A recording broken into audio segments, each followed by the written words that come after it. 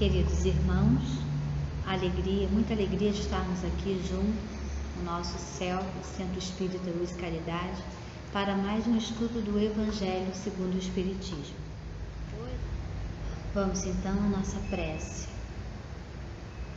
Querido Mestre Jesus, rogamos a Ti, querido irmão, para que nos ampare em mais esse estudo, que Tu possas envolver nossa mente, nosso coração, para mais essa tarde de estudo, de aprendizado, que possamos, Mestre, engrandecer a nossa alma, que possamos ampliar os nossos olhos de ver todo o sofrimento com o qual estamos vivenciando. Abençoa mais esse dia, nosso Mestre querido, nos abençoe essa casa, que assim seja, graças a Deus. Espiritismo. Hoje iremos estudar o item 18 do capítulo Não saiba a vossa mão esquerda o que dê a vossa mão direita. O título do item é Os Órfãos. É uma mensagem do Espírito Familiar. Foi recebida em Paris em 1860. E o nosso irmão diz assim: Meus irmãos, amai os órfãos. Se soubesses quanto é triste ser só e abandonado, sobretudo na infância. Deus permite que haja órfãos para exortar-nos a servir-lhes de pais. Então, o nosso irmão, o espírito familiar, ele passa essa mensagem para nós num período muito difícil para a infância.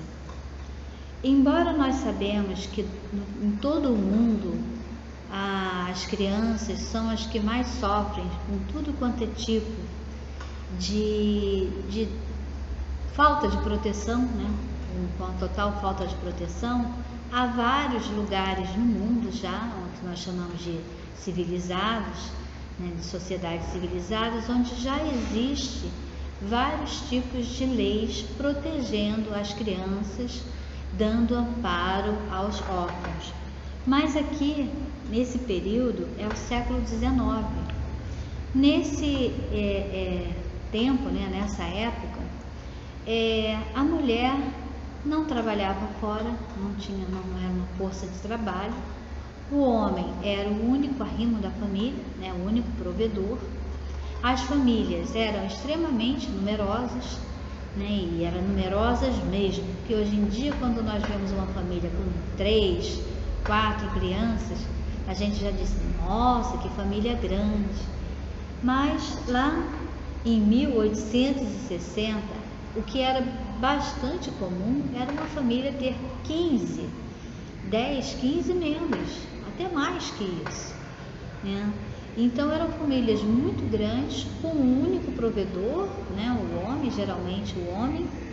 E nesse período também não existiam proteções trabalhistas, não existia nenhum tipo de proteção social à família.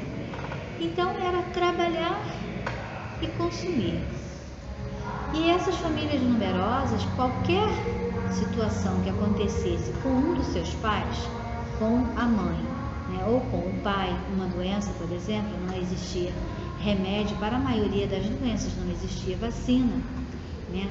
A vida média do cidadão era muito curta, era de entre 45 e 50 anos, morria-se nessa média. Então as famílias ficavam protegidas. Então as cidades, principalmente as cidades urbanas, eram a quantidade de crianças jogadas, perdidas nas ruas, eram numerosas, muito numerosas. Crianças totalmente desprotegidas. E esse irmão se preocupa em colocar no Evangelho uma convocação aos corações daquele período o cuidado com o órfão, né? Concitando aos seres amorosos, né? que adotassem uma criança para que a maldade humana, as ruas, a fome, o desespero não os levasse à morte ou os transformasse em delinquentes. Graças ao bom Deus, essa situação nesse aspecto, nesse espectro, melhorou bastante. Aqui no Brasil, por exemplo, nós temos o ECA, que é o Estatuto de Direito de Proteção à Criança e ao Adolescente, que muitas pessoas lançam crítica, não, podia ser melhor, podia ser mais, é só um papel, mas seja como for, já protege muito as nossas crianças. Nós sabemos, conhecemos vários trabalhos desenvolvidos pelos conselhos tutelares, fazem um esforço enorme para proteger as famílias e as crianças. E os órfãos, os que estão realmente destituídos, sem a proteção dos tutores principais, que é o pai e a mãe, têm lugares para ir, são contratadas famílias que recebem 2, 3, 4 órfãos e recebem um dinheiro, um auxílio para cuidar dessas crianças. Existem os tutores legais quando a criança fica destituída de pai e mãe, alguém da família assume como tutor daquela criança e vai acompanhando, atende, assina, coloca para a escola. Então já existe várias situações onde aquela criança já não precisa de ser levada a um abrigo nem de ficar na rua. No geral, existem problemas nessas instituições e nessa situação, como existe em toda a nossa sociedade. Existem muitas coisas que podem e que devem ser melhoradas, mas pelo menos o abandono completo às ruas, como era nesse período aqui, graças ao bom Deus, já está desaparecendo aos poucos de nossa sociedade. Embora saibamos que ainda acontece em países em guerra, ainda acontece a questão de grande número de crianças literalmente órfãos. Mas o nosso irmão, o Evangelho, ele é atemporal. Essa mensagem, um dia haverá em que nós, quando pegarmos o Evangelho segundo o Espiritismo e olharmos a mensagem Os Órfãos, teremos que ir para a internet para saber o que era isso. O que é órfão? Existia órfão no mundo? Como assim? Um dia nós teremos essa alegria, vamos experimentar essa alegria de desconhecer o sentido da palavra órfão. Mas ela, já que graças ao bom Deus já está se extinguindo aos poucos de nossa sociedade no sentido literal, ela pode ser compreendida ainda no seu sentido mais amplo, ou seja, da criança que precisa de uma assistência, que precisa de um olhar mais carinhoso de um adulto. Às vezes essa criança até possui uma casa, possui pai, mãe, mas pertencendo a uma família que muitas vezes tem dificuldades financeiras, atravessa por dificuldades da doença, uma doença grave que acomete a um dos familiares e que acaba distanciando, fica hospitalizada há muito tempo e a criança fica precisando de um amparo. E o Evangelho, do nosso Mestre Jesus diz que nós devemos estender o nosso amparo na forma de caridade. Veja aqui como ele coloca, o nosso irmão coloca. Agrada a Deus quem estende a mão a uma criança abandonada, porque compreende a prática de sua lei, a lei de caridade. Ponderai também que muitas vezes a criança que socorreis vos foi cara noutra encarnação, caso em que, Se pudesses lembrar-vos, já não estaria praticando a caridade, mas cumprindo um dever. Nós estamos estudando a questão dos órfãos no Evangelho segundo o Espiritismo, na visão da doutrina espírita, que nos apresenta a reencarnação. Então, muitas vezes, em uma encarnação, nós, por algum motivo, não damos conta de um ser, de um certo espírito, não vamos nem rotular como criança, como um filho que eu abandonei, porque não é assim.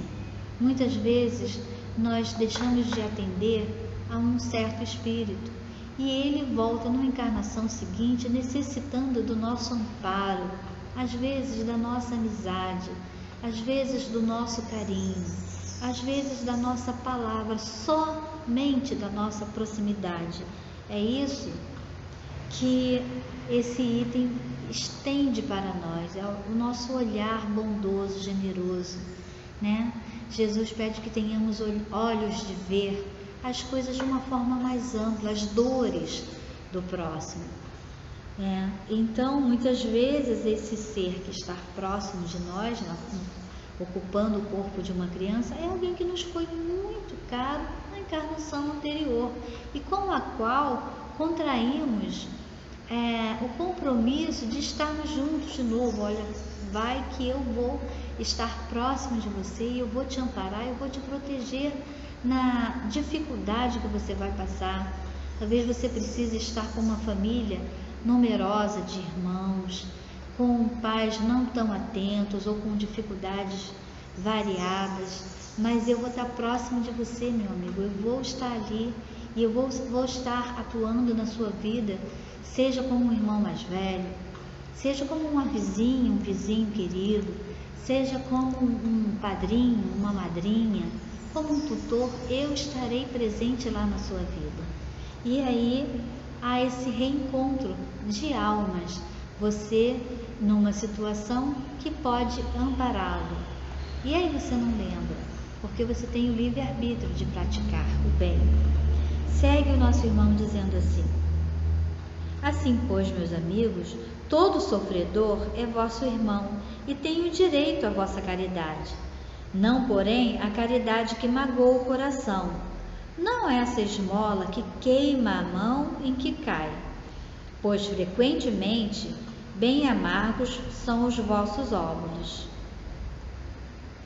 Aqui o irmão nos lembra da triste forma com que muitas vezes nós praticamos a caridade,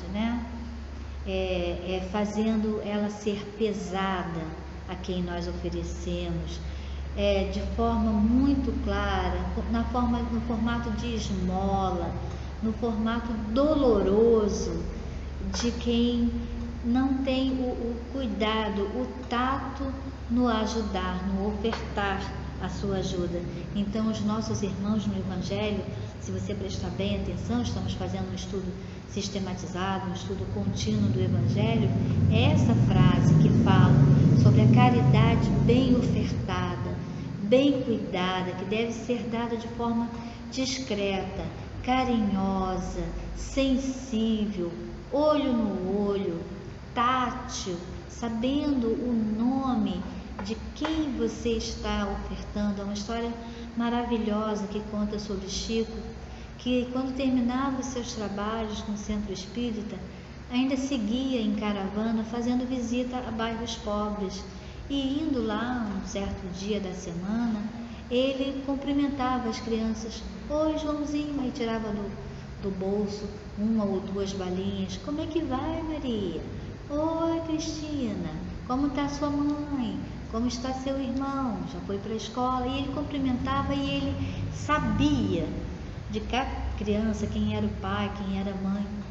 E uma dessas pessoas que o acompanhava ficou curioso e perguntou: Chico, são muitas crianças, porque Chico já era conhecido, então quando ele surgia no lugar já surgia aquela multidão de pessoas o procurando, o abordando, e as crianças também. E aí perguntou: Chico, como você lembra o nome de tantas crianças que te procuram? E ele dizia: É o amor. Eu as amo. E se você ama, você lembra o nome. Então, o que ele ofertava naquelas visitas? Um cumprimento, um sorriso, o nome da criança e uma ou duas balinhas.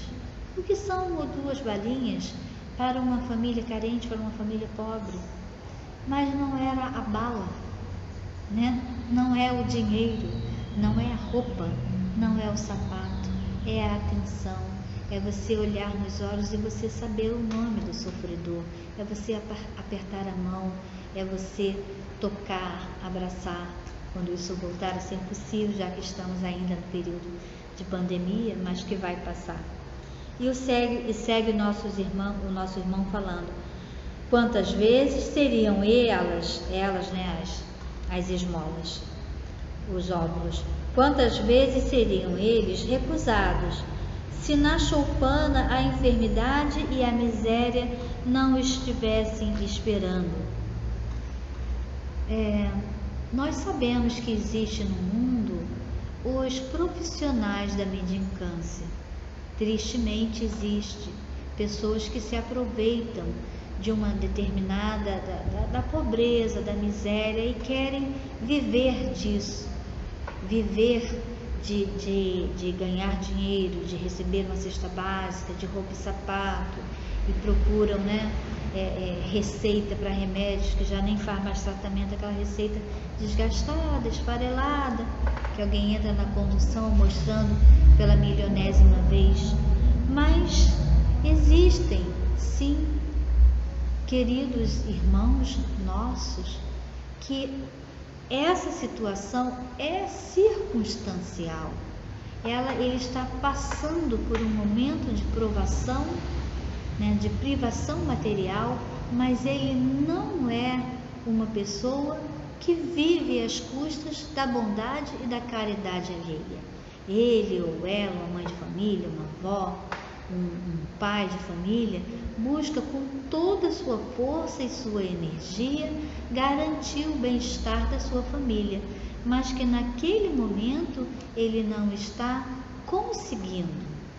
E os nossos estudos sempre falam dessa situação, uma frase que é muito comum todos nós falarmos: meu Deus, por que o Senhor, que é tanto amor, tanta bondade, permite que haja uma situação dessa de miséria e pobreza, tanta dor, tanto sofrimento? Queridos irmãos, Deus não permite não. Mas Deus permite. Não é assim. Para cada situação da nossa vida, uma situação difícil que eu, você, um desses nossos irmãos em alto estado de pobreza e miséria esteja passando, Deus providenciou para ele um anjo encarnado, né, que nós temos aquela visão de anjo, um ser com asa nas costas, benevolência, tocando harpa. Esse não existe não. Existem espíritos desencarnados que trabalham duramente para que a humanidade evolua, e existem espíritos encarnados que têm um coração de alta generosidade. E existem nós, pessoas comuns, que temos o compromisso com Deus de ser o anjo de alguém. É a parábola do que está caído à beira da estrada, né? Do próximo. Quem é o próximo mais próximo? Aquele que está no seu caminho, aquele que está caído na estrada, aquele que não tem nome, cuja a ausência de referências na roupa, né, não te diz se ele tem dinheiro ou não, se ele tem família nobre ou não. Ele está ali na sua frente precisando de ajuda, e cabe a você ajudar, porque você foi o único que o olhou com um olhar de bondade, que foi no seu coração que Deus tocou, que os anjos da caridade tocaram. Vai, ajuda. É o seu vizinho, é um familiar seu que está circunstancialmente desempregado e não está dando conta da família. Ah, mas eu não tenho como carregar uma família inteira monetariamente, materialmente nas costas. Mas você pode conversar com ele, você pode aliviar a situação dos filhos dele, levar para passear um domingo agradável. Você pode se responsabilizar pelo material escolar dessa criança, de uma, de duas, né? Falando sobre essa questão, alguns anos atrás nós conhecemos um homem que foi fazer um contrato de trabalho em uma fazenda. Foi procurar os serviços de um homem que fazia ferro, um ferreiro, para os seus cavalos. Então ele foi contratar ferradura, não sei mais o que. E passando pelo quintal, terreiro, na época, ele viu um menino com um pequeno papel na mão, parecia ser figuras, a criança abaixada e batendo a boca. Parecia estar lendo. Ele olhou aquilo, seguiu para dentro da casa, contratou o serviço, acertou tudo, conversou, tomou o café, levou um tempinho. Saindo, a criança estava na mesma posição, com o mesmo papel na mão, fazendo o mesmo gesto que parecia ser de leitura. Então ele simpaticamente se aproximou da criança e falou: então, que leitura agradável, não é? Você está gostando muito desse pequeno livro. E aí a criança, serenamente, sorrindo, e respondeu: ah, não, eu nem sei ler, eu só estou imaginando a história. Então, a cada hora eu imagino aqui o que é que eles estão conversando, o que eles estão falando. Aquela frase daquela criança, de uma família numerosa, de um pai trabalhador, né, de uma mãe cuidadosa, não tinha acesso, pela questão da distância, à alfabetização. E aquelas palavras o tocaram o coração. Ele se sentiu estranhamente emocionado.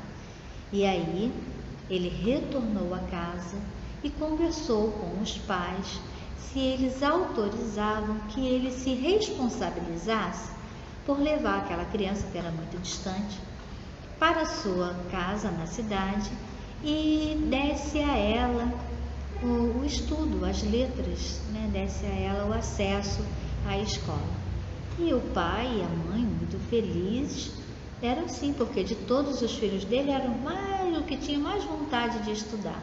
E assim foi a criança, entre 9 e 10 anos, passaram-se os anos, ela adquiriu todo o conhecimento que pôde com a ajuda desse senhor, como tutor, né? E nas férias voltava para casa. Ele não adotou, ele não o tirou do seu lar, ele não extraiu da sua convivência naquele lar que era amoroso, carinhoso, só que não tinha condições para a questão do estudo. E deu àquela criança, que se tornou um jovem e que aproveitou aquela oportunidade com unhas e dentes, fez um concurso público, passou muito bem e passou então, né, a ser tutor dos irmãos, se responsabilizando por sua vez para que seus irmãos tivessem acesso, como ele teve, ao estudo. Então, quando a gente fala de órfãos, né, existe o sentido literal da proteção à criança que fica no mundo sem o pai, sem a mãe, às vezes sem uma terceira pessoa que é a avó, avós, e literalmente precisa ser conduzida a uma instituição e pela qual nós podemos ir de alguma forma ajudar, né, fazer visitas periódicas, como também a esse amparo à criança que é órfã de alguma forma, né, e que precisa da nossa proteção, aguarda o nosso cuidado, o nosso olhar. Muitas vezes nós optamos por não ter filhos, não temos, queremos ter, mas não temos, mesmo assim, de alguma forma, receber em nosso lar uma criança para cuidar de uma forma, né, material, se responsabilizar por ela. Não é o desejo do nosso coração. E nós não somos más pessoas por causa disso, né? Temos outras vocações, temos outros deveres, mas de qualquer forma, manter o nosso olhar, manter o nosso coração enternecido para a criança e o jovem desprotegidos socialmente, né, ou materialmente, e nós podendo de alguma forma interferir positivamente nisso, sempre é um ato de caridade, sempre é um ato de amor, e é algo para o qual o nosso coração receberá o seu chamado, né? Segue o nosso irmão dizendo assim, que se o irmão pudesse, não receberia aquela ajuda, né? Mas que precisa receber. Daí ele diz, dai delicadamente, juntai benefícios que fizerdes, o mais precioso de todos os benefícios, o da boa palavra. Olha o que a gente já falou, né? A questão, a boa palavra, uma carícia, dê um sorriso amistoso, evitai o ar de proteção, que equivale a revolver a lâmina no coração que sangra, e considerai que, fazendo o bem, trabalhai por vós mesmos e pelos vossos. É sempre, né, a espiritualidade do plano superior sempre nos lembra que quando nós fazemos a caridade, nós recebemos também, né? É o único caminho, não é um dos caminhos, é o único caminho que conduz a Deus. Fora da caridade não há salvação. Esse é o nosso lema de vida, né? E existe um aprendizado na caridade, na boa caridade, na caridade simples e singela da boa palavra, como na caridade ostensiva dos recursos materiais, seja ela qual for, toda ela é boa, toda ela é necessária, e precisamos ter esses olhos perceptivos e sensíveis de ver. Há uma história de uma irmã que é chamada de Anne, a protetora das crianças do Beco de Varsóvia, o anjo de Varsóvia. Essa mulher, ela fez parte de um grupo de socorro na época do nazismo, em que as famílias estavam sendo perseguidas e as crianças acabavam se separando, se perdendo de seus pais, e eram jogadas num beco chamado Beco de Varsóvia. E ela fazia parte de um grupo de socorristas que levava até essas crianças o atendimento médico, que era da época da tifo, estava tendo a tifo, e os alemães permitiam que as crianças fossem atendidas por médicos ali. Então ela fazia parte desse grupo como enfermeira, mas ela se sentiu tocada e ela então começou a socorrer aquelas crianças. Qual a pergunta? Já sei, ela adotou um monte de criança. Não, ela não adotou nenhuma. Ela não adotou nenhuma criança. Ela procurava famílias polonesas que pudessem adotar uma criança ou mais, ficar com uma criança, né? Porque não era uma adoção oficial, ficar com uma criança. Se a família concordava, ela ia até o Beco de Varsóvia e tirava de lá uma ou duas crianças. Como ela tirava? Na cara dura, vou pegar esse menino aqui e vou levar para uma família. Não, ela seria morta. Ela tirava a criança de lá do jeito que ela conseguia. Saco de lixo, mala, balde, caixa de ferramenta.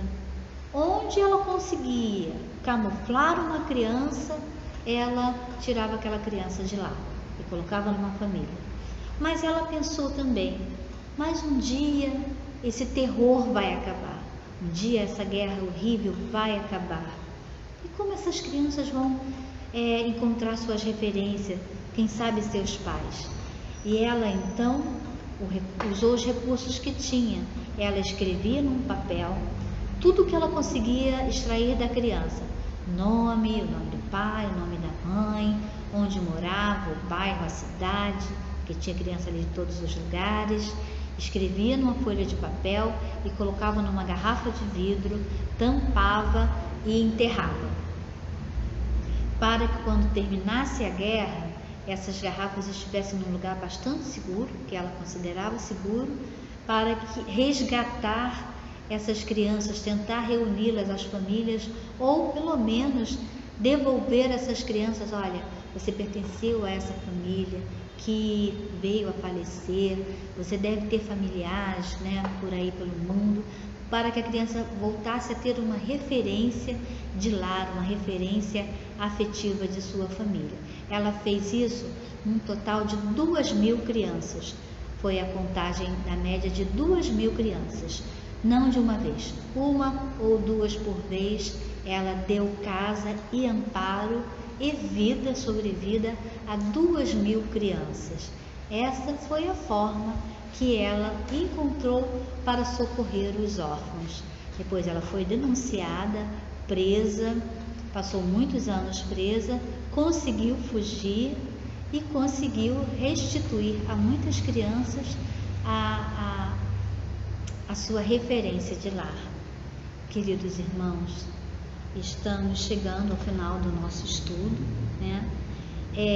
Agradecendo a Deus, aos nossos irmãos, anjos bons, por essa oportunidade que nós temos de estudar o Evangelho, de aumentar o nosso olhar sobre tantas dificuldades que existem no mundo. Quem sabe um dia a gente possa olhar para esse item e nem saber do que se trata, mas por enquanto precisamos, cada um de nós, ter um olhar bondoso, generoso para com esse ser, um dos seres mais desprotegidos da natureza de Deus nosso Pai. Agradecemos e vamos fechar os nossos olhos e fazer a nossa prece de agradecimento por mais essa oportunidade de estudo e de trabalho e de estarmos juntos aqui.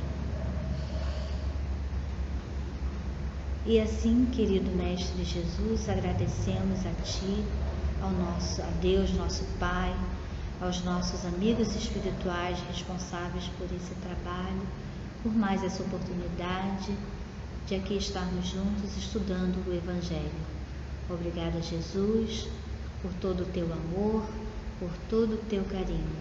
Que assim seja, graças a Deus.